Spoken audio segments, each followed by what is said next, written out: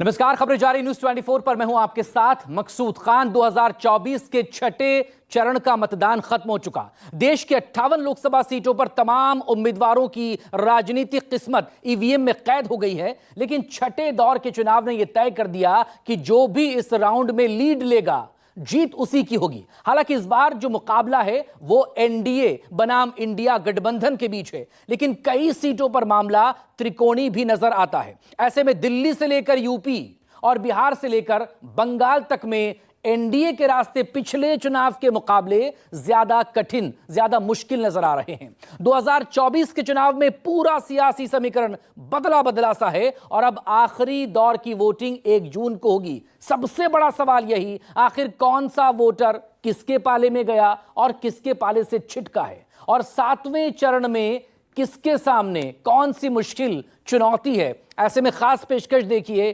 सबसे मुश्किल रण, छठा 7वां चरण।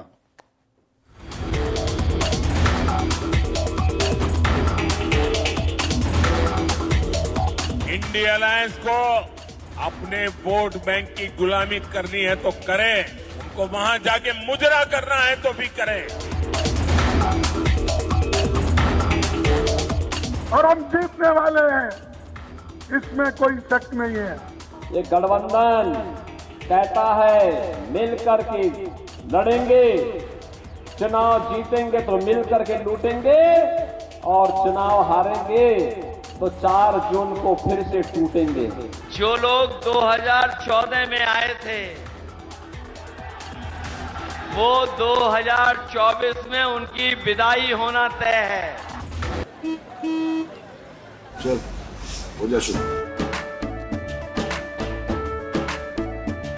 केसरिया से मन जोगी हुआ रे, दिल झूमे देखो पतवारा हुआ रे, दिल झूमे देखो पतवारा हुआ रे। हर पल मनाओ केसरी त्योहार। विमल, बोलो जुबान केसरी। छठा चरण, 8 राज्य, 58 लोकसभा सीटें। ये वो सीटें जो 2024 में पार्टियों के जीत की दशा और दिशा तय करेंगी। यहां से तय होगा कि 24 के चुनावी चौसर से दिल्ली दरबार का रास्ता कौन तय करेगा। जनता जनार्दन ने मतदान के बाद 58 सीटों पर नेताओं की किस्मत ईवीएम में कैद कर दी। गांव से लेकर शहरों तक में लोगों में वोटिंग को लेकर जबरदस्त उत्साह देखने को मिला।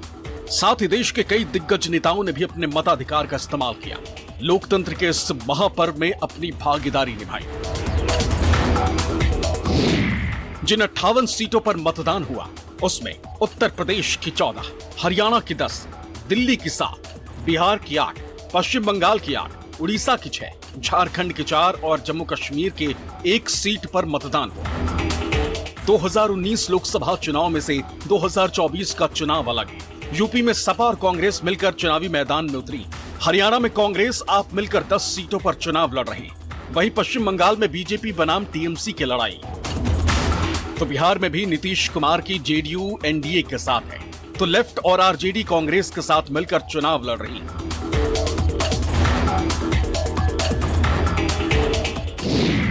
राजधानी दिल्ली में मतदान के दौरान देश के कई दिग्गज नेताओं ने अपने मताधिकार का इस्तेमाल किया। दिल्ली के सीएम अरविंद केजरीवाल अपने परिवार के साथ वोट डालने पहुंचे, तो वहीं प्रियंका गांधी ने वोट डालने के बाद साफ कहा कि इस बार इंडिया गठबंधन भारी बहुमत से जीत रहा है। इंडिया गठबंधन ही जीतेगा। अपने सारे गिले शिकवे एक साइड करके हम अपने संविधान के लिए, अपने लोकतंत्र के लिए हम अपना वोट दे रहे हैं, और मुझे इस बात पर गर्व है, मुझे इस बात पर गर्व है। छठे चरण का मतदान होने के बाद अब सवाल ये उठता है कि इस बार दिल्ली दरबार का रास्ता कौन तय करेगा। हालांकि यहाँ चुनौती बीजेपी और कांग्रेस दोनों के लिए है, क्योंकि छठे चरण में जिन 58 सीटों पर मतदान हुआ उसमें से पिछले लोकसभा चुनाव में बीजेपी ने अकेले 40 सीटें जीती थी। वहीं इन 58 सीटों पर कांग्रेस का खाता भी नहीं खुला था। अगर 2019 के लोकसभा चुनाव के आंकड़ों पर गौर करें तो बीजेपी ने 40 सीट, बीएसपी ने 4 सीट, बीजेडी ने 4 सीट, टीएमसी ने 3 सीट, जेडीयू ने 3 सीट, समाजवादी पार्टी को 1 सीट, एलजेपी को 1 सीट, नेशनल कॉन्फ्रेंस को 1 और आजसू के खाते में 1 सीट गई। हालांकि इस बार चुनाव के बाद एक तरफ बीजेपी जीत का दम भर रही है, तो वहीं दूसरी तरफ विपक्षी इंडिया गठबंधन 2024 में परिवर्तन की बात कर रहा है। चुनाव के नतीजे क्या आने वाले हैं, उसका एग्जिट पोल चालू हो गया है।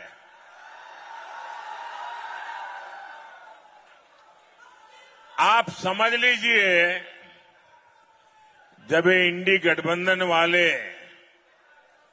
सोते उठते जागते बैठते ईवीएम को गाली देना शुरू कर दें, मतलब कि एनडीए की सफलता का एग्जिट पोल आ चुका है। जैसे चुनाव आगे बढ़ रहा है चरणों में, वैसे ही जनता अपने आप चुनाव लड़ रही है कि इस बार उत्तर प्रदेश में जो हवा चली है, ये जो माहौल बना है और जिस तरह का समर्थन मिलता चला जा रहा है इंडिया गठबंधन को, मुझे पूरा भरोसा है कि जब वोट खुलेंगे 4 जून को, तो भारतीय जनता पार्टी का उत्तर प्रदेश से तो सफाया होना तय है। 5 चरण में मोदी जी 310 पार कर गए हैं, 310। और एक छठे और 7वें ने 400 पार कराकर मोदी जी को फिर से प्रधानमंत्री बनाना है। 300 से ज्यादा सीटें इंडिया गठबंधन की आएंगी और अब बीजेपी और एनडीए की हवा निकल चुकी है पूरे देश में। उसका प्रमुख कारण है महंगाई, बेरोजगारी। जिस तरह से इन्होंने देश भर में तानाशाही करके अलग अलग पार्टियों के नेताओं को जेल में डाला, जीएसटी के कानून से व्यापारियों को प्रताड़ित किया। 2024 के चुनावी चौसर में छठे चरण का मतदान संपन्न हो गया। अब 7वें और अंतिम चरण का मतदान 1 जून को होना है, जिसकी 57 सीटों पर जनता उम्मीदवारों की किस्मत का फैसला करेगी। छठा और 7वां चरण उत्तर और मध्य भारत में आता है और ये वो बेल्ट है जहां से सर्वाधिक सीटें जीतकर प्रधानमंत्री नरेंद्र मोदी दिल्ली की सत्ता तक पहुंचते हैं। लेकिन इस बार इंडिया गठबंधन के मैदान में उतरने से बीजेपी की राह उतनी भी आसान नहीं। जैसे जैसे लोकसभा चुनाव समाप्ति की ओर बढ़ रहा है, वैसे वैसे नेताओं के बीच जुबानी जंग की आग भड़कने लगी और इस जंग की अगुवाई कर रहे हैं देश के प्रधानमंत्री नरेंद्र मोदी। पहले चुनाव में मछली की एंट्री कराई, फिर बात मंगलसूत्र पर आई और अब विपक्ष को मुजरा करने वाली बात पीएम मोदी ने कह दी। इंडिया अलायंस को अपने वोट बैंक की गुलामी करनी है तो करें, उनको वहां जाके मुजरा करना है तो भी करें। मैं एससी, एसटी, ओबीसी आरक्षण के साथ डट करके खड़ा हूं, खड़ा रहूंगा, जब तक जान है लड़ता रहूंगा। इधर मोदी ने मुजरा शब्द का इस्तेमाल किया तो दूसरी तरफ कांग्रेस हमलावर हो उठी, पीएम को इलाज करवाने की नसीहत दे दी। प्रधानमंत्री ने फिर से उनकी जुबान फिसली या क्या कहें अब समझ में नहीं आ रहा, क्योंकि उनकी शायद आदत नहीं है धूप में जाकर प्रचार करने की। राहुल गांधी की तो आदत है 4000 किलोमीटर वो पैदल चले। प्रधानमंत्री को शायद अब प्रचार से थकान बढ़ गई है। जिन शब्दों का वो इस्तेमाल करते हैं, मुजरा करेगी कांग्रेस पार्टी, इस तरह के शब्द प्रधानमंत्री के पद पर बैठे हुए व्यक्ति को बिल्कुल शोभा नहीं देते। प्रधानमंत्री को मुझे लगता है अब आराम की जरूरत है। बीजेपी जानती है कि इस बार राहें आसान नहीं है, इसलिए वो लगातार विपक्ष पर हमलावर है। बक्सर में एक चुनावी रैली के दौरान पीएम मोदी ने राहुल, तेजस्वी और अखिलेश को आड़े हाथों लेते हुए कहा कि बिहार के शहजादे अब आराम से जमानत अमानत का काम देखेंगे। कांग्रेस के शहजादे ने भी छुट्टियों की तैयारी शुरू कर दी है। उत्तर प्रदेश के शहजादे को सदमा लगने वाला है। एक यूपी के शहजादे भी हैं आपके बगल में। यूपी के शहजादे के तो शायद सदमा लग गया होगा। और कल कह रहे थे कि बनारस में मोदी चुनाव हारने वाला है। अरे आप हंस क्यों रहे हो भाई? कि वो बोल रहे थे। इतना ही नहीं, वो इन्होंने ये भी कह दिया कि यूपी में 80 की 80 सीटें इंडी गठबंधन जीत रहा है। और जो सुन रहे हैं उनकी पार्टी के लोग, वो भी हंस रहे थे।